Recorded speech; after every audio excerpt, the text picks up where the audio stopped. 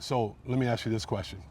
Because we should legalize marijuana because people like to smoke it, we should legalize cocaine, methamphetamine, we should legalize fentanyl, we should legalize all those things? No, of course not. Just because people like it, there are certain things that you just shouldn't do. And What's good, YouTube? We're back with another video. Today we're going to be watching Inside a Jacksonville Police Drug Raid by Tommy G. You know, Tommy G, I love his videos. They're always so entertaining, and they're just like a lot of documentary type videos. So let's get right into the video because I already know it's going to be an interesting one. And it's 24 minutes, so it's going to be straight action the whole time. What does it mean to you to be taking drugs off the street? It means a lot. We try to keep our community safe. We'll do whatever it takes to enforce the law. All right, let me check the audio real quick. What does it mean to you to be taking drugs off the street? It means a lot. We try to keep our community safe. We'll do whatever it takes to enforce the law and take drugs off the street. Right here, isn't it? Yep, it's that one. Should be second block on the right. Brown, hey, watch this car. Tight.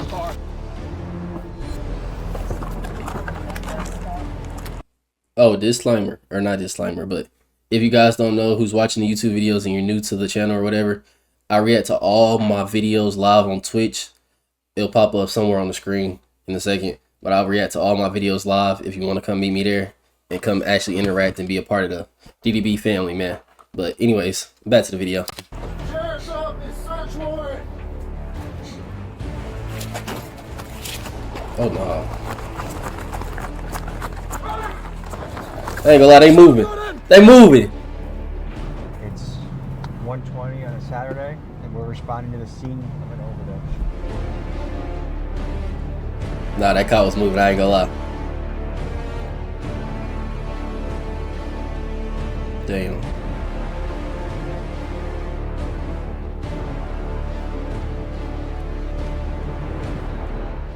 What you just witnessed was an operation from Jacksonville's undercover narcotics unit raiding the house of a suspected drug dealer. You also just saw a Dang, they got snippet of everybody's an thing just overdose cut team out. investigating a drug-induced death to see if there's a drug dealer that they need to find and Damn. charge with a homicide. Currently, Jacksonville law enforcement is receiving nationwide attention for things like cutting their county's homicide rate in half over a one-year period, W. deploying state-of-the-art crime-fighting technology. For a few days, me Some and the shit. folks embedded with Jacksonville Sheriff's Office to see their methods in action. This video is part one of a three-part series we are releasing, with part one Ooh. focusing on how Jacksonville fights drug-related crime, and for Okay. part two we will be on a night patrol with cops and K9 units, and for part three we will be looking into how their SWAT team and gang task force tackles murders and gang violence. This folks is nah. unprecedented access that we are proud to bring to you. Let's get to it. Bro must have a lot of videos, or just a lot of content to like release, because 3 videos, that's at least like 3-4 hours worth of content. Holy, I can't wait for it. No, I can't wait.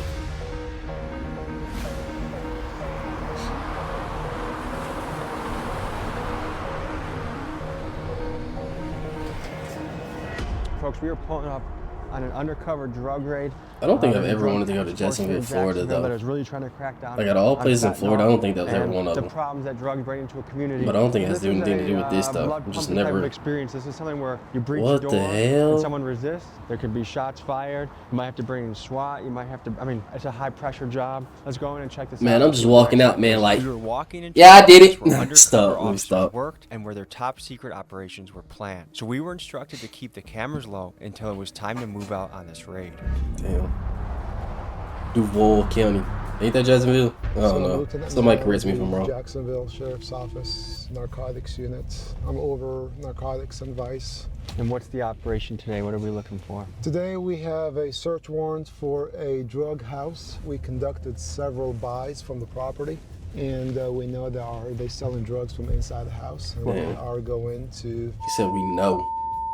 We got a hint, we know. Avenue. It's on the west Damn. side of town. Is there a particular drug we're looking for? We conducted several buys. We bought crack cocaine from there. How many drug raids do you think you've been on in your day? 2-3 a week. Do we know if the guy living here has any 2-3 firearms? a We haven't week. seen any, because if we did, it would qualify for SWAT. So the guys, the job they do is very dangerous, especially the first person inside the property, because Yeah. you just don't know what's behind the closed doors. If you need to throw one of us in as human bait to make the operation go through, just we'll draw straws as a crew. All right, let's go. What is it? Bro, he ain't flinch or Taking nothing. drugs off the Dude street. recording the camera, a real thug. He ain't flinch at all when he said that. Oh, hell no. Obviously, this is I'd be a like, circle with supply versus demand. he ain't talking about me. But we'll do whatever it takes to enforce the law and take drugs off the street. Do you think you'll ever completely wipe drugs off the street? No. I think you can put a dent to it. I don't think you can wipe Yeah, it off completely facts. because there are some. Be for instance, realistic. Marijuana is legal in certain states. It's a very tough challenge. Again, it's a vicious circle. It's supply versus demand. Thank you. Be realistic. Don't say no damn yeah.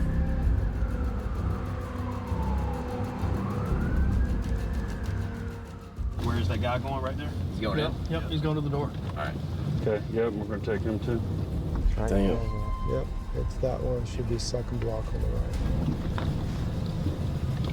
right. Door looks to towards Brown. Hey, watch this car, watch this car. But they got out quick as mother.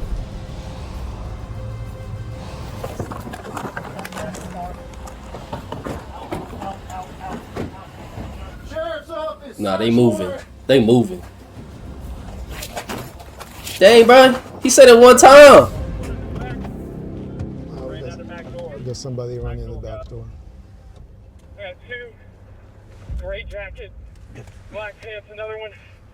They're running, they ran out of the apartment complex. Them boys moving. Them boys moving. Dang. I got one. Was he not running? He just like, did he give up? I don't know where he went. Stop running! Taser, taser, taser.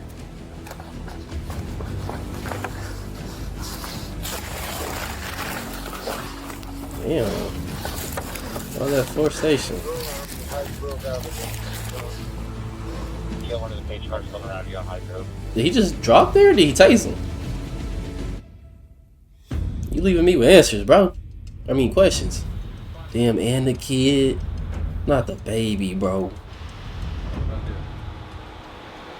Under your handcuffs? Evading the police and drugs. They're cooked, bro. They're cooked.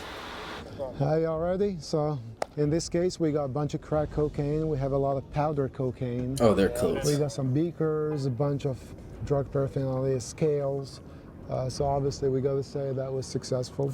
Is crack cocaine as common as it was in early 2000s? It still is, I would say, crack cocaine. Yeah, How would you classify this bust? Small, medium, large? probably a medium scale to small to medium. Yeah. How many people in custody? So far, 3. Damn.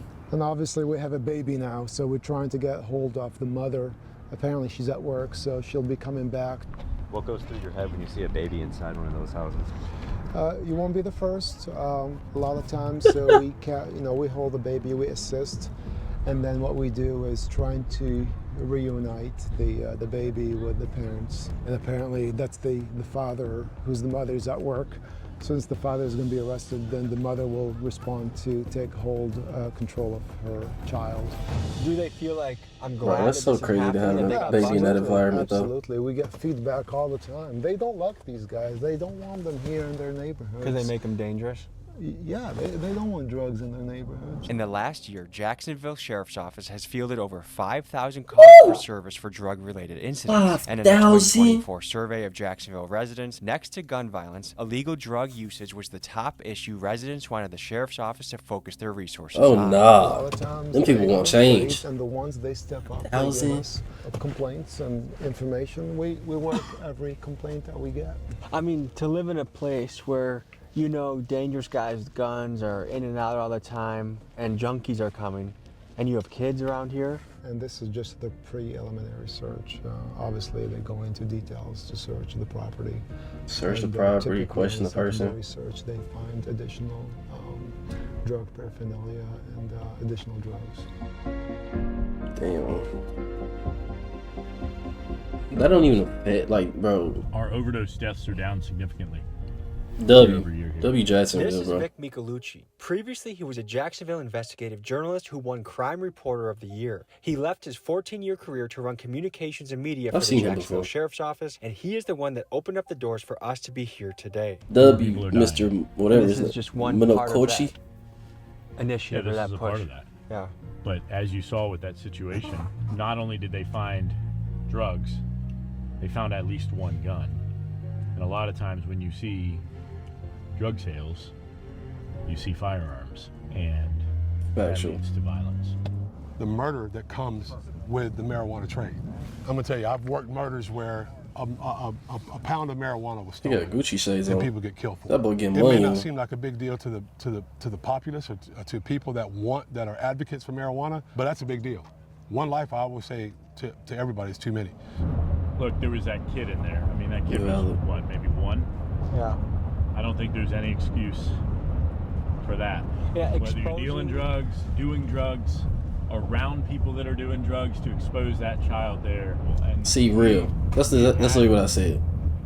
Multiple issues of accidental overdoses with kids, and we put that out, and thankfully, at that point, you don't even care about the kid. Our officers were able to save those kids.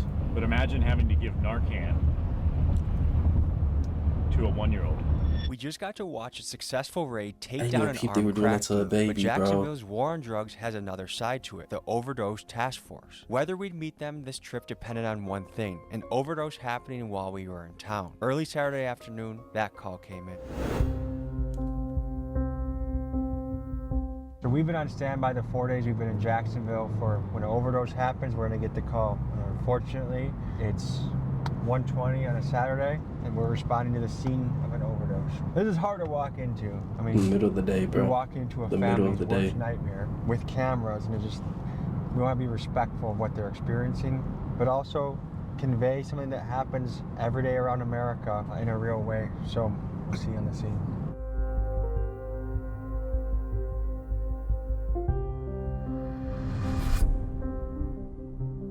Right now the victim is still present, so we're going to allow you guys to come in, just kind of keep a distance.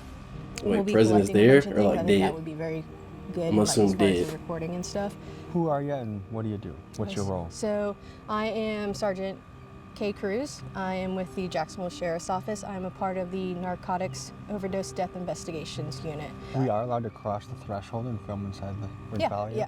Just don't. don't. We have consent from the family. Yeah, and then that's also why I was speaking to the next of kin, because I didn't want her to be like, "Why is media here?" So I was explaining to her the reasoning for you guys being here and like helping, produce information to give out to, the public to hopefully prevent future overdoses for overdose awareness. As you enter a scene, what are you looking for? What are you gonna? So the very beginning of our investigation is the patrol response. Anytime patrol responds to a undetermined death, depending on the evidence on scene, determines what unit will come out to conduct the death investigation. Damn, it's multiple units to this? The initial Wait, investigation, we're unable to Explain, determine what the please. actual cause of death is. When we respond to the scene, there's kind of 2 different investigations going on. You have your medical examiner's office investigation, and you also have your Jacksonville Sheriff's Office investigation. The medical examiner's office will do all the medical related stuff. So they're doing the toxicology, and they're actually going to determine the actual cause of death.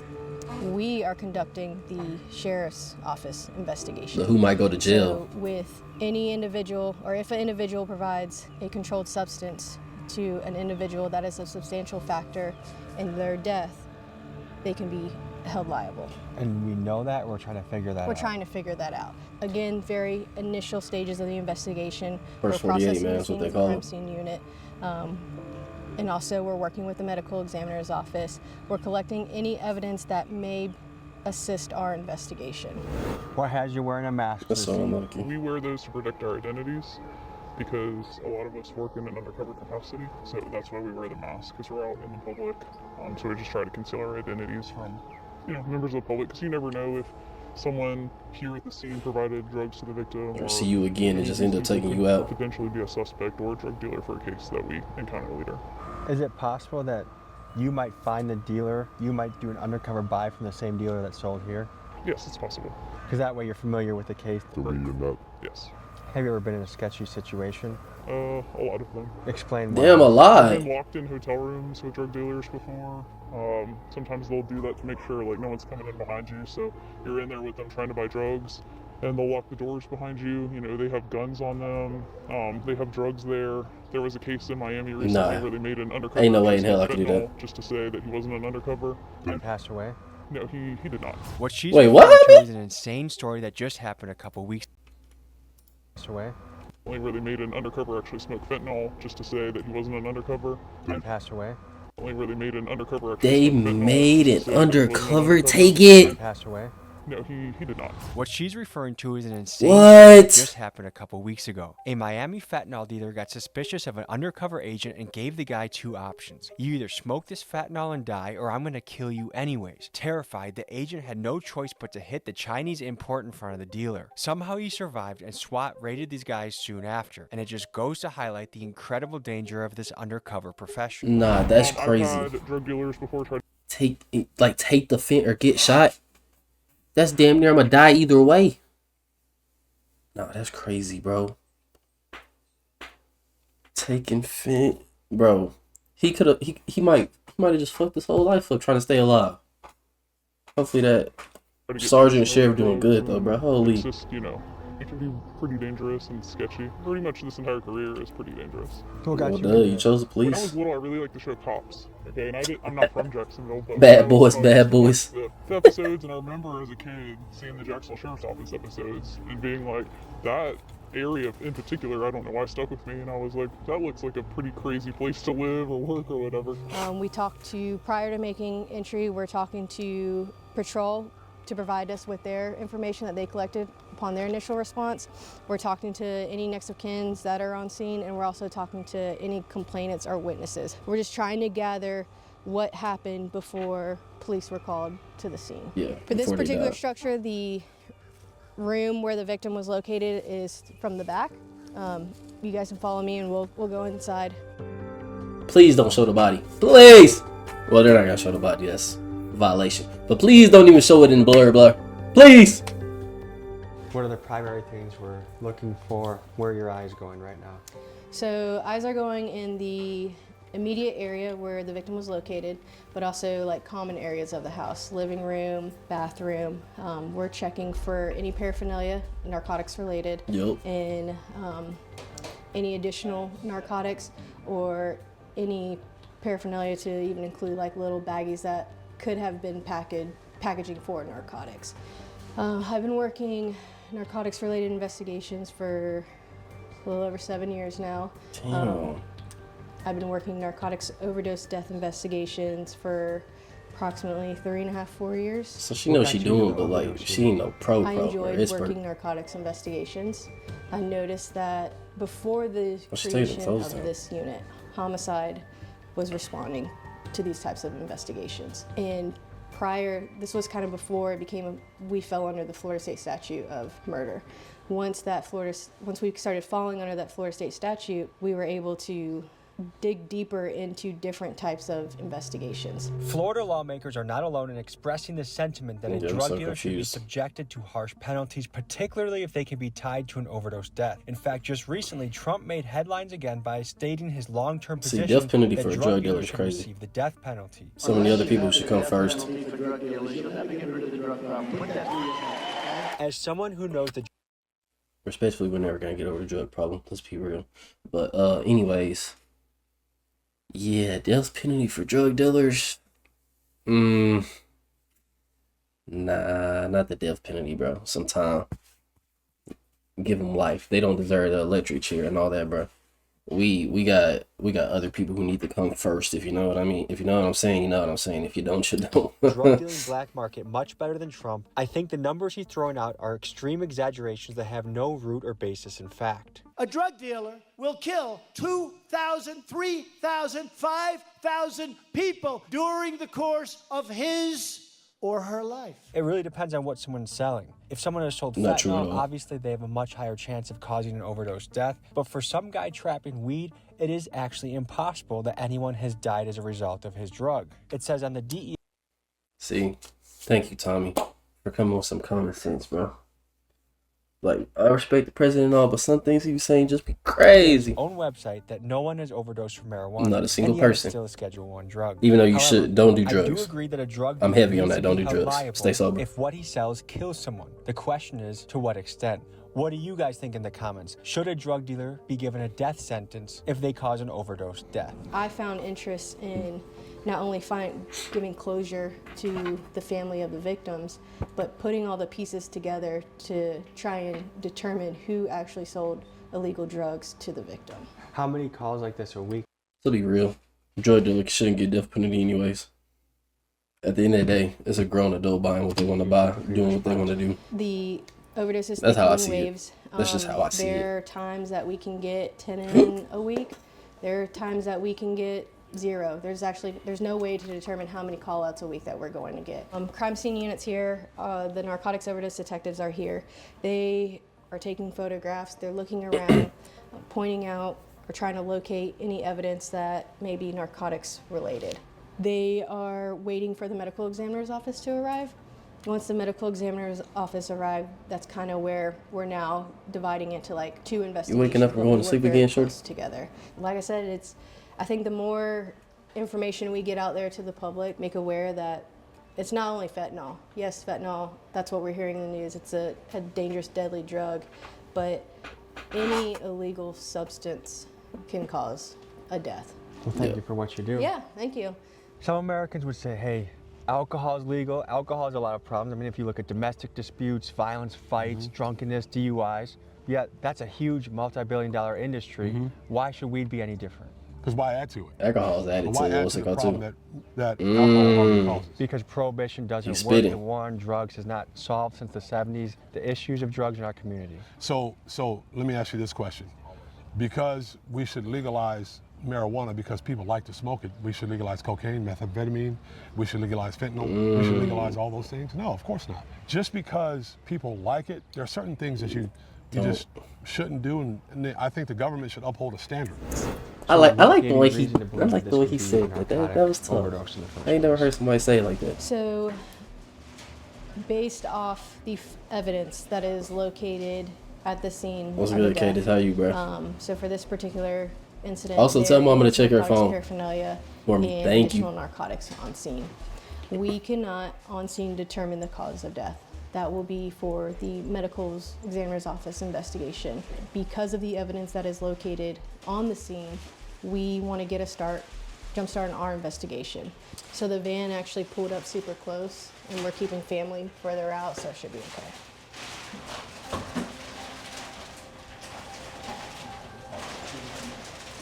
I don't know how you guys do this day in and day out. I suppose just like anything. The more that you see it, the more that you adapt to it. And like I said, with these They have to wrap the body up. Oh no, affects bro. the family more than anything. Couldn't do that one. Could not do that one. I would be having nightmares every night. I think this just goes to show how one death can affect so many people. It's such a ripple effect. Right. As you hear the family in the background, I think this goes to highlight I would not have the stomach for this type of job. And there's Me neither.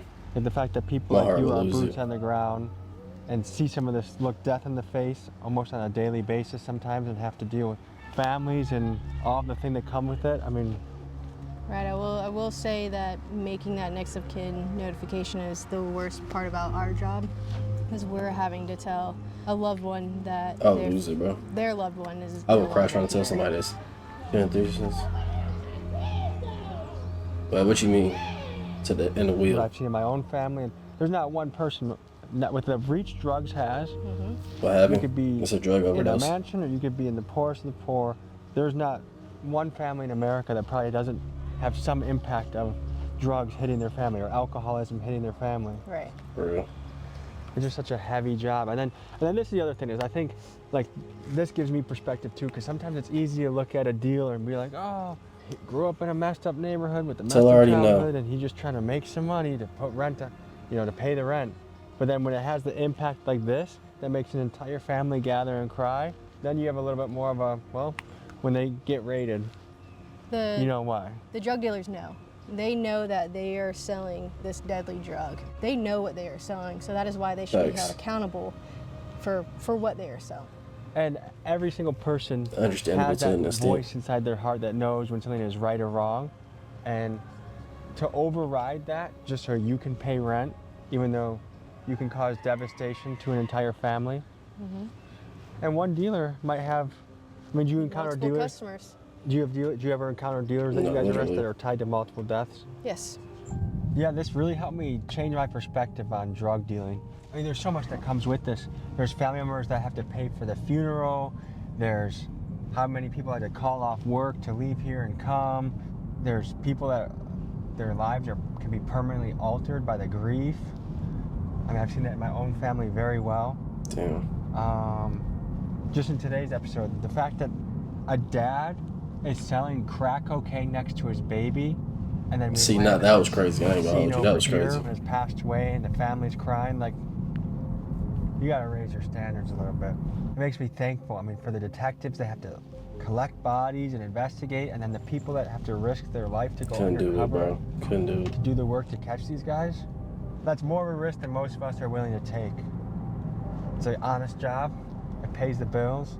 And these are people that go to bat for us in our community. So, a really interesting perspective of how Jacksonville is fighting the flow of drugs through the city. That was a deep dive into the world of Jacksonville crime fighting and the drug division, their narcotics division. Thank you for joining. The support's amazing. I appreciate you guys. I'll see you next week. Thank you. Folks, you just saw a glimpse of what Jacksonville law. Like being the grieving parents to being the officer that has to tell the person what happened, to being a medical examiner that's gonna have to tell the officer what happened, to tell the family. Oh man, there's just so much that goes into that, and then just one person died. That's just one person. Enforcement does. And next week, we'll dive even deeper, doing a night patrol episode that involves a kidnapping call, going out on a mission with a K9 unit, catching a live burglar in action, and much, much more. We will also take a deeper look at the secret sauce that has driven Jacksonville to be a place where the homicide rate has dropped in half, something that is nearly unheard of across the country. And folks, a reminder, if you want to pick up the freshest merch on YouTube with the Underworld collection and the Big Dogs Gotta Eat collection, my website link is in the description. And finally, if you want to become a Patreon subscriber for extended cuts, exclusive clips, and see things weeks before the episode drops, that is also in the description. Both greatly help support the channel, and I am grateful for your support. Love you guys. See you next week.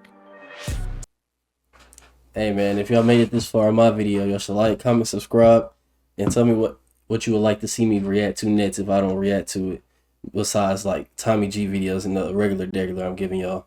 Appreciate y'all watching and everything. Deuces.